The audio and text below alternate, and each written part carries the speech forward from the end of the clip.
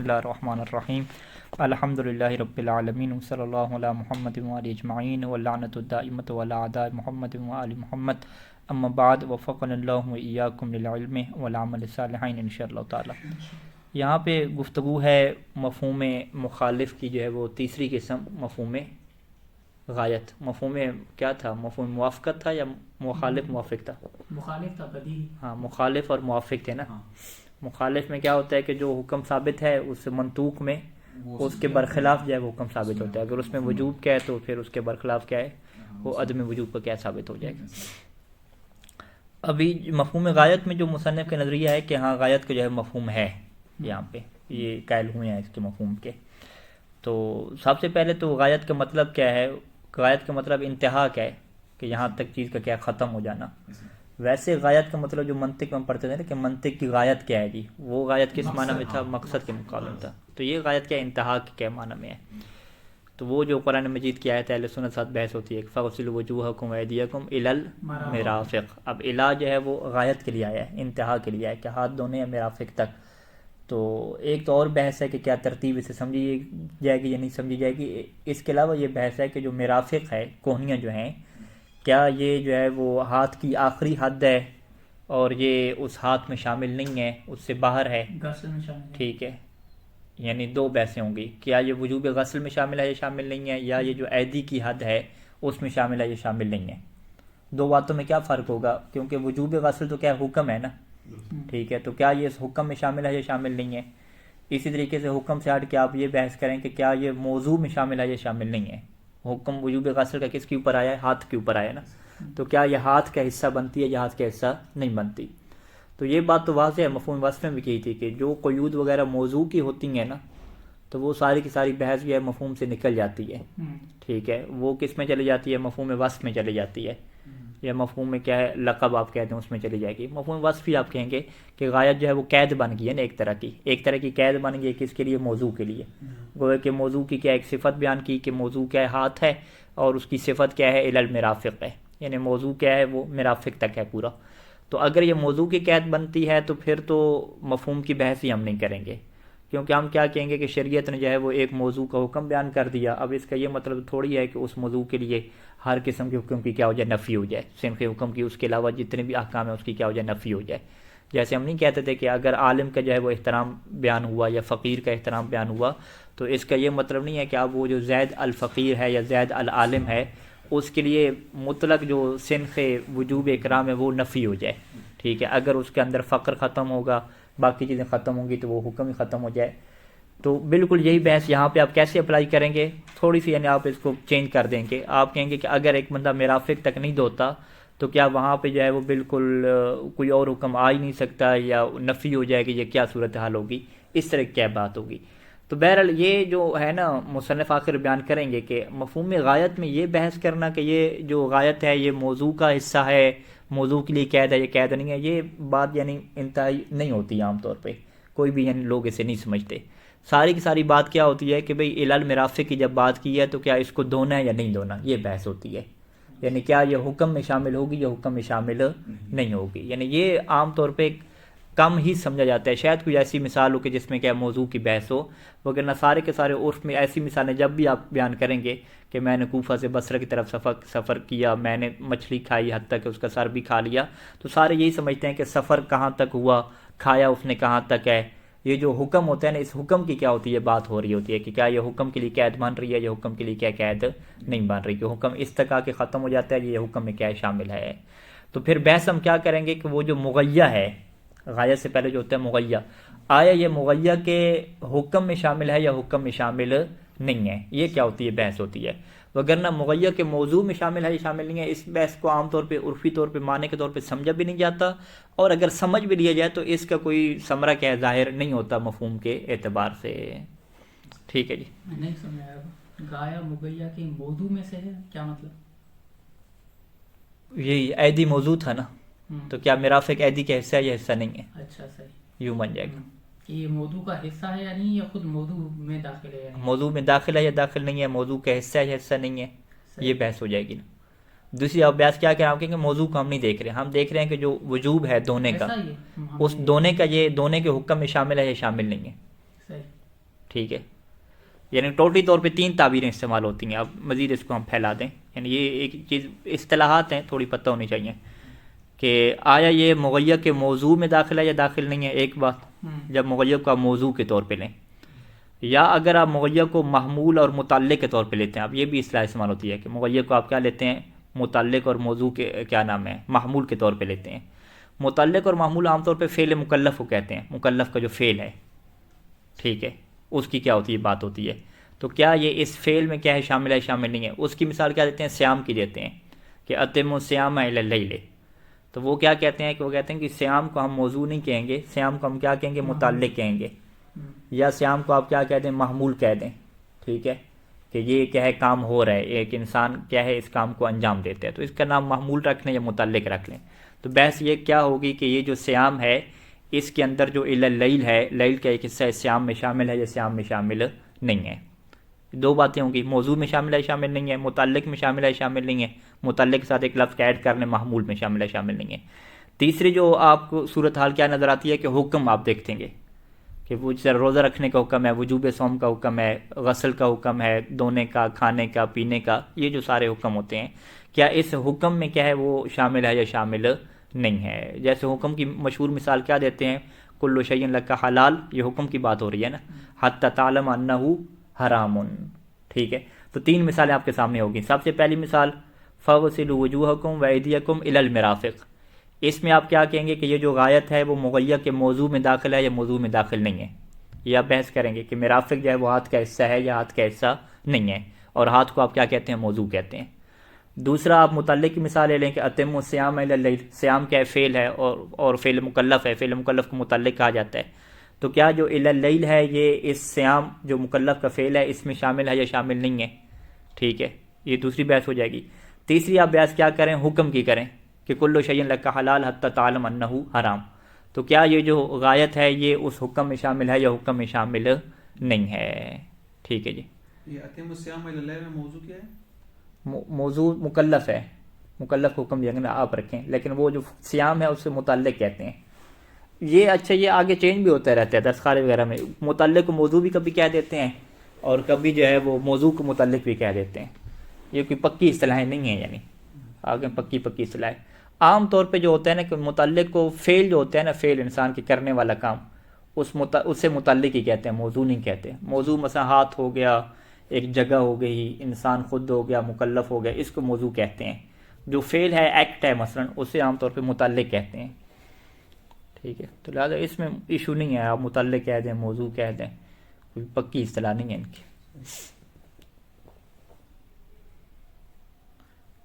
تو متعلق تو ہم نے سیام کو کہا نا، جی ہاں، سیام کو متعلق حکم کا تو پھر فعل ہے. یہ متعلق کی کیا نام ہے، محمول ہو رہے ہیں نا، اس کو آپ نے کہا محمول بھی کہہ سکتے ہیں. ہاں، محمول بھی اسے کہتے ہیں. تو متعلق محمول ہو رہے تھے. نہیں، اسی متعلق کا دوسرا نام کیا ہے، محمول. محمول ہے. السلام علیکم. ہاں، یعنی دوسرا نام یہ ہے، تو یہ بھی کہہ سکتے ہیں نا کہ یہ جو آیا محمول میں شامل ہے یا نہیں. ہاں، یہ بھی آپ کہہ سکتے ہیں، متعلق میں شامل ہے یا شامل نہیں ہے، یا یوں کہیں کہ محمول میں شامل ہے یا شامل نہیں. موضوع والی بات ختم ہو گئی. ہاں، موضوع والی بات یہاں پہ نہیں موضوع میں کریں. شامل ہے یا نہیں. ہاں، یہ بات نہیں ہوگی، موضوع کی بات کس میں ہوگی، عہدی میں ہوگی. ٹھیک ہے، تو ابھی دیکھیں 3-4 مثالیں آپ کے سامنے رکھیں تو آپ کو بات بڑی مجمل سی لگی. آپ کہہ رہے ہیں پتہ نہیں یہ کہ کیا بات ہو رہی ہے، شامل ہے شامل نہیں ہے. ٹھیک ہے، تو اسی کو ہم کہتے ہیں کہ بھئی یہ بات ہے ہی مجمل. ٹوٹلی طور پہ جو مرحوم مصنف کیا کہیں گے کہ خود یہ جو بحث ہے نا کہ آیا جو غایت ہے وہ مغیر کے موضوع میں شامل ہے یا جو ہے وہ مغیر کے کو متعلق میں شامل ہے یا مغیر کے حکم میں شامل ہے، شامل نہیں ہے، یہ ایسی بات ہے کہ وہ ہر مثال کا اپنی کھاتا ہے. وہاں پہ ہر مثال میں آپ اس کی قرائن اور شواہد دیکھیں گے تو آپ کو وہاں سے سمجھ آئے گی کہ یہ موضوع میں شامل ہو رہی ہے یا متعلق میں شامل ہو رہی ہے. یہ بات مجمل ہو جائے گی. اس کا کوئی قاعدہ کلی ہمارے ہاتھ میں نہیں آ سکتا کہ ہم آپ کو یہ فیصلہ کر دیں کہ غایت جو ہے وہ ہمیشہ کیا ہوتی ہے جی، موضوع کا حصہ بنتی ہے، یا غایت ہمیشہ جو ہے وہ حکم میں کیا ہوتی ہے، شامل ہوتی ہے. کوئی کلی بات ہمارے پاس نہیں ہے. مختلف مثالوں کے اعتبار سے آپ مختلف طرح سے کیا اس کو سمجھ سکتے ہیں. ٹھیک ہے، یہی اتم الصیام الی اللیل میں مثلا سارے لوگ کیا سمجھتے ہیں کہ بھی رات تک روزہ رکھنا ہے، یعنی رات کو افطار کر دینا ہے. سارے لوگ یہی سمجھتے ہیں، کوئی بھی نہیں کہتا کہ بھی رات کا تھوڑا سا حصہ کیا ہے روزے میں شامل کرنا ہے. تو یعنی اس کا مطلب کیا ہے کہ تمام لوگ یہی سمجھ رہے ہیں کہ رات جو ہے وہ مغیر سے کیا ہے، خارج ہے.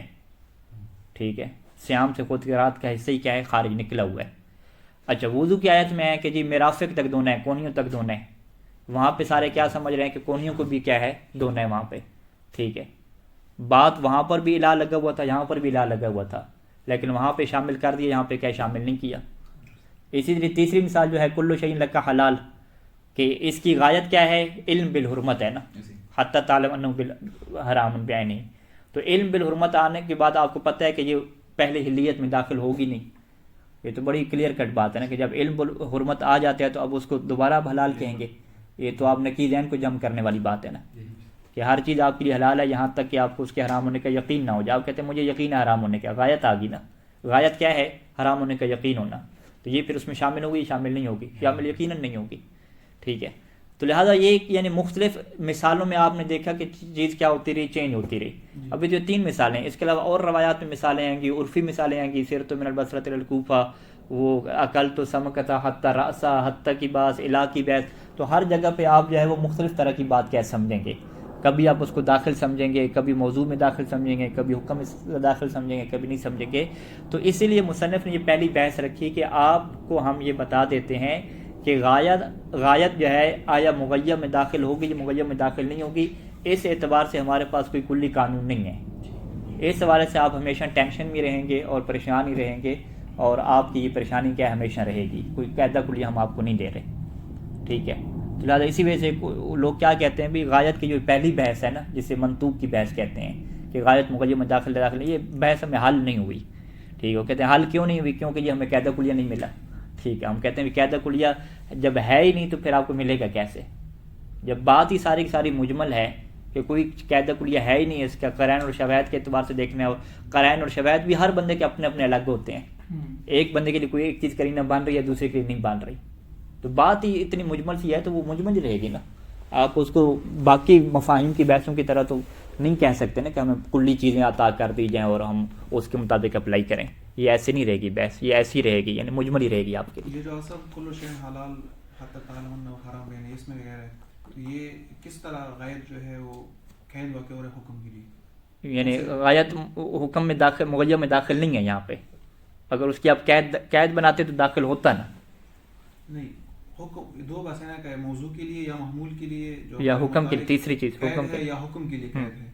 تو ابھی ہم کیا کہتے ہیں حکم میں شامل نہیں ہے، حکم کے لیے قید ہاں حکم میں شامل نہیں ہے، کلو شیء لک حلال، یہ جو حلیت والا حکم ہے نا، حلیت والے حکم میں علم بالحرمت داخل ہے یا داخل نہیں ہے، حلیت والے حکم میں علم بالحرمت یقیناً داخل نہیں ہے، خارج ہے اس سے، کہ جیسے علم بالحرمت آتا جائے گا یہ جو ہے وہ ختم ہو جائے گی، یعنی اس کے لیے یہ غایت بن رہی ہے، ختم ہو جائے گا وہاں پہ۔ اچھا یعنی اس میں موضوع متعلق کوئی نہیں ہے کہ اس کے لیے ہم وہاں موضوع یہاں حکم کی بات سیدھی سی چل رہی ہے، وہ کیسے پتہ چلے گا؟ حلال کیا ہے، حلال ہونا حکم ہے نا، حلال حرام ہونے سے احکام میں سے ہے نا، تو ہر چیز میں مثال کل مان طاہر، ہاں وہ طہارت کا بھی حکم آ گیا، جی ٹھیک ہے، طہارت ہوگی، حلیت ہوگی، یہ سارے احکام میں ہیں نا سارے، وہاں پر وہ ہم پر بھی کہیں گے کہ طہارت کے حکم یعنی طہارت کا جو حکم تھا وہ اس غایت تک ہے، یعنی غایت کے آنے کے بعد حکم کیا ہے، نہیں ہوگا، غایت جو ہے یہاں پر قید واقع اور حکم کے لیے جو طہارت ہے، ہاں انتہا غایت واقع ہو رہی ہے، قید نہ کہ آپ غایت، یعنی حکم کے لیے انتہا ہے یہاں پہ، کہ جو پہلے والا حکم ہے وہ غایت تک جا کے ختم ہو جائے گا، یعنی جو غایت ہے وہ اس حکم کے اندر داخل نہیں ہے، اس حکم سے کیا ہے، خارج ہے، ٹھیک ہے جی۔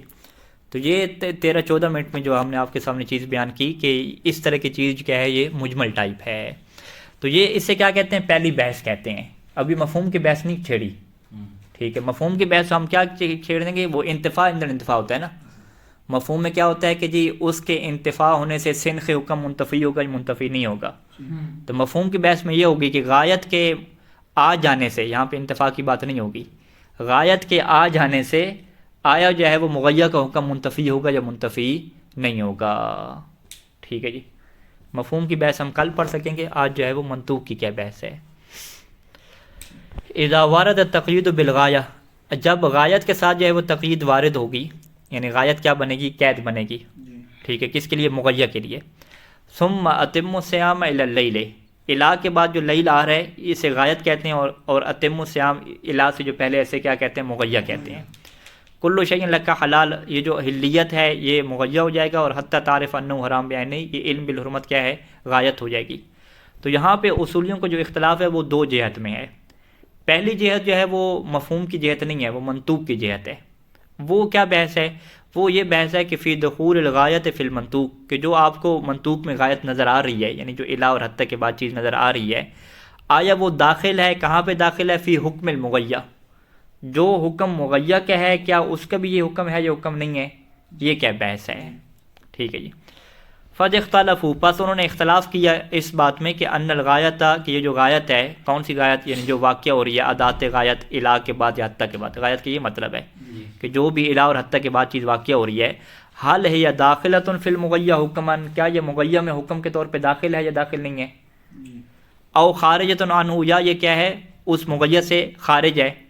وَإِنَّمَا يَنْتَهِي إِلَيْهِ الْمُغَيَّةُ، اور مغیہ جو ہے وہ اس غایت تک آ کے ختم ہو جاتا ہے. موضوعاً و حکماً، موضوع کے اعتبار سے بھی ختم ہو جاتا ہے اور حکم کے اعتبار سے بھی کیا ہے؟ ختم ہو جاتا ہے. ٹھیک ہے جی. یعنی نہ ہی جو ہے وہ مغیہ والا حکم اس کو شامل ہے اور نہ ہی جو مغیہ والا موضوع ہے وہ اس کو شامل ہے. ٹھیک ہے. موضوع کے اعتبار سے ختم ہو جائے تو ظاہری بات اس کا نتیجہ کیا نکلے گا؟ حکم کے اعتبار سے بھی کیا شامل نہیں ہوگا. ٹھیک ہے. تو علی اقوال، چند ایک اقوال کے اوپر کیا اختلاف کیا گیا ہے. پہلا قول کیا ہے کہ التفصیل، انہوں نے کیا کہ ہم تفصیل دیں گے. کس بات میں؟ کہ بین کون الغایت ہے، کہ غایت جو ہے وہ اگر جنس مغیہ سے ہوئی. جنس مغیہ کیا مطلب؟ کہ آپ مغیہ اور غایت کی کوئی کلی چیز آپ بنا سکتے ہیں، آپ دونوں کی کلی جو ہے وہ بنا لیں ایک، اور دونوں میں شامل ہو جائیں اگر، تو فتدخل فیہ، تو وہاں پہ انہوں نے کہا کہ یہ پھر کیا ہے جی؟ غایت مغیہ کے حکم میں داخل ہو جائے گی. مثلا ایک بندے نے یہ جملہ کہا کہ صمت النہار الی اللیل، اب اس نے جو ہے وہ الی اللیل میں الہ کے بعد کیا؟ لیل ہے، اور الہ سے پہلے کیا ہے؟ مغیہ نہار ہے.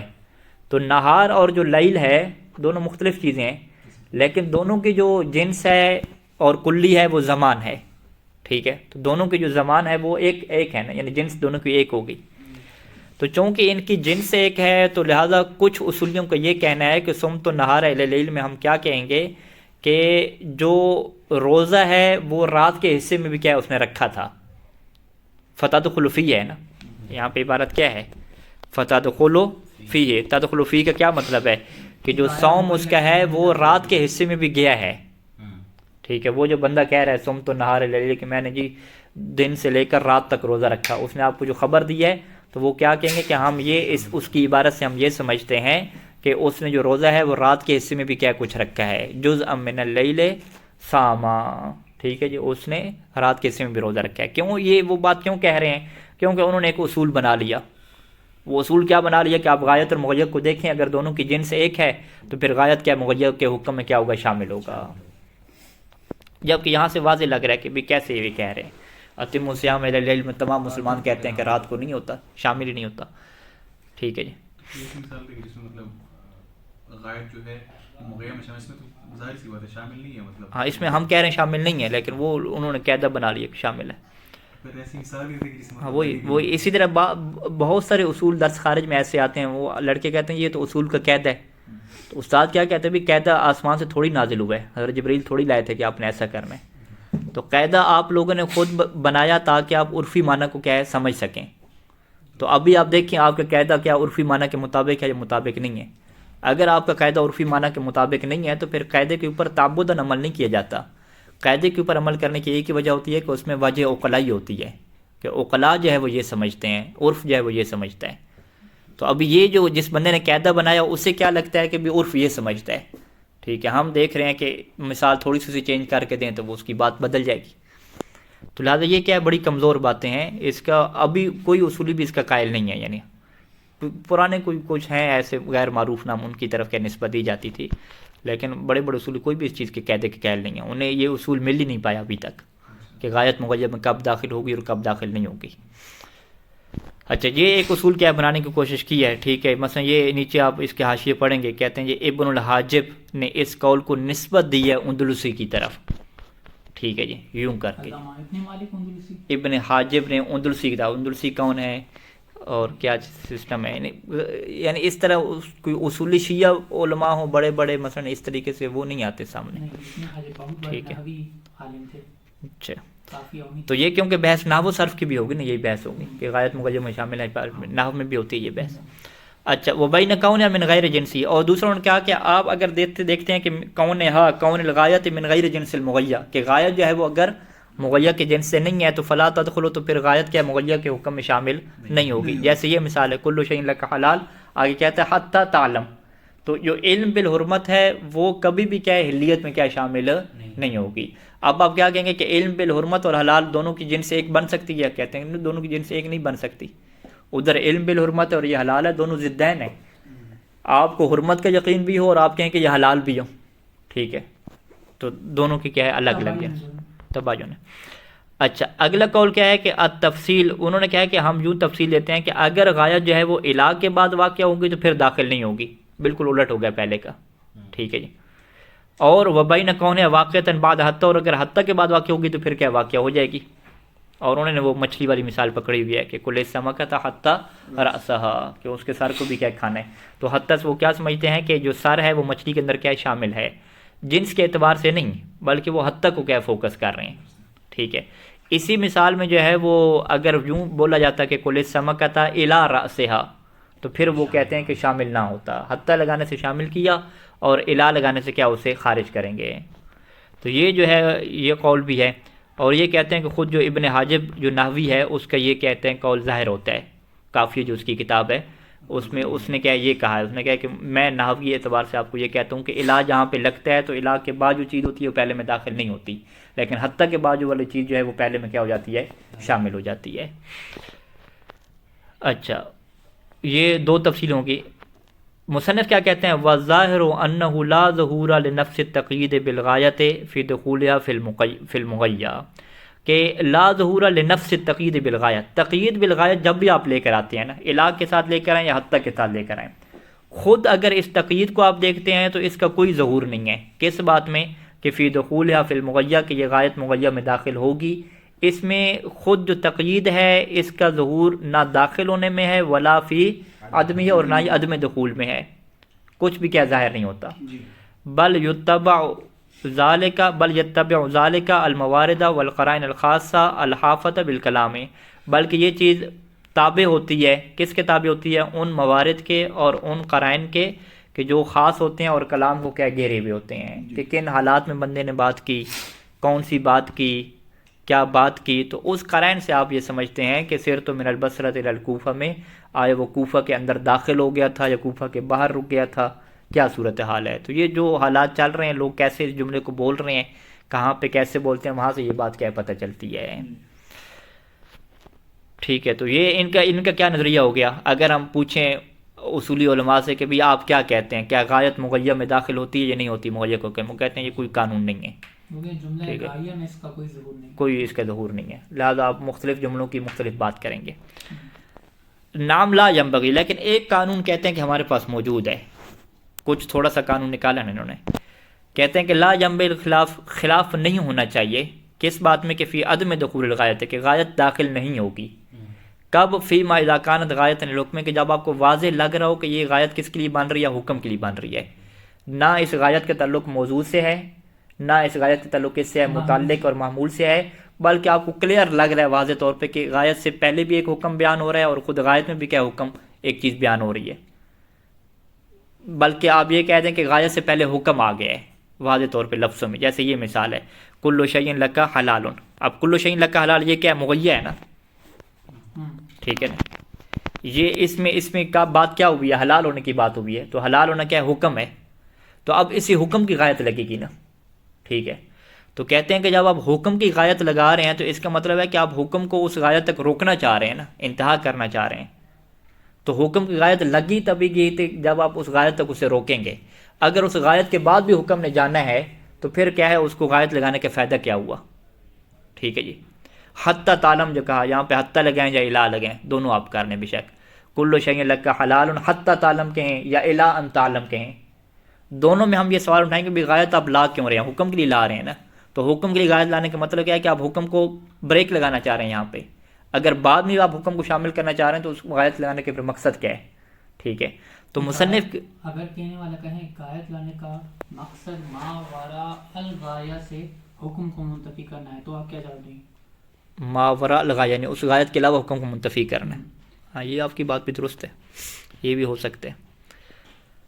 تو یہ یعنی مصنف کی پر اشکال ہو جائے گا، ٹھیک ہے. جیسے کہنے والا کہے عقل حتی ظہری، یعنی میں نے کھایا یہاں تک. نہیں وہ تو اکل تو میں آپ اپنے اس کی فعل کی بات کر رہے ہیں نا، آپ حکم کی بات کریں. حکم کی. ہاں کوئی حکم کی آپ مثال لے کریں نا،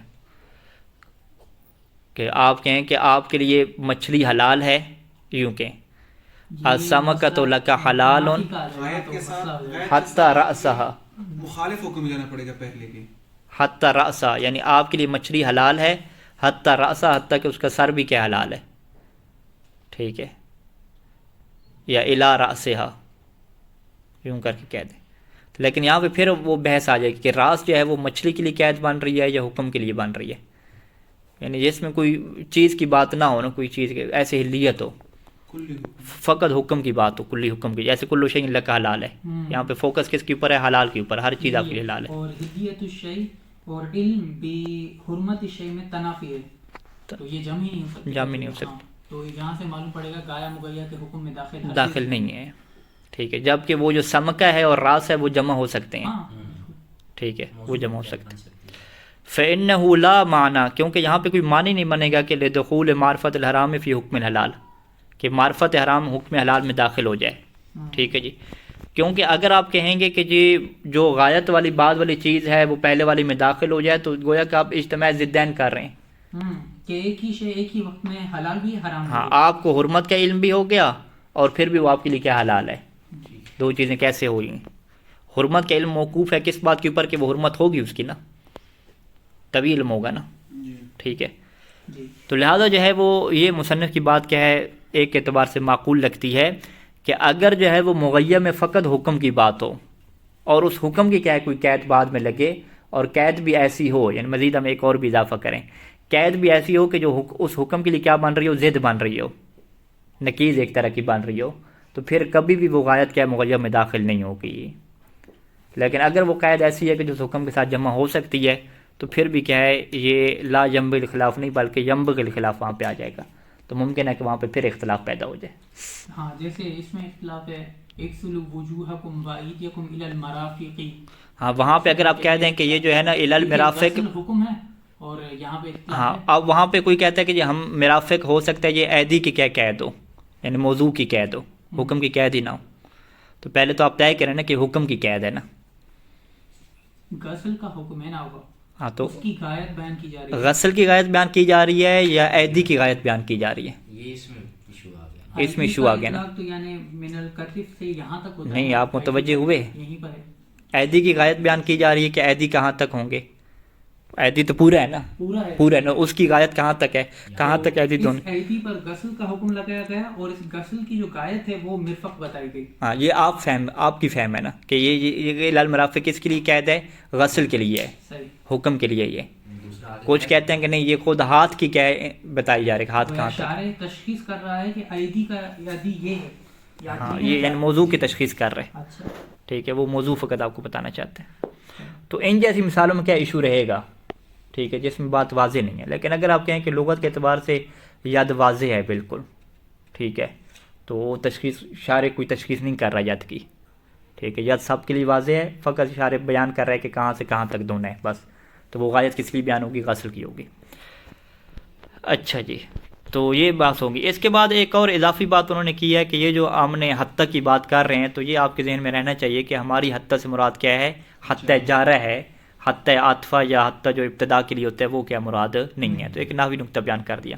حتیٰ عاطفہ کیوں نہیں مراد؟ کیونکہ عاطف کا مطلب بھی کیا ہوتا ہے کہ معطوف علیہ اور معطوف ایک ہی حکم ہے نا، ٹھیک ہے. رائی تو زیدن و بکرن، رائی تو زیدن حتیٰ، ٹھیک ہے، بکرن یوں ہے، تو اس کا مطلب دونوں شامل ہیں نا اس کے اندر، رائی تو کے حکم ہے.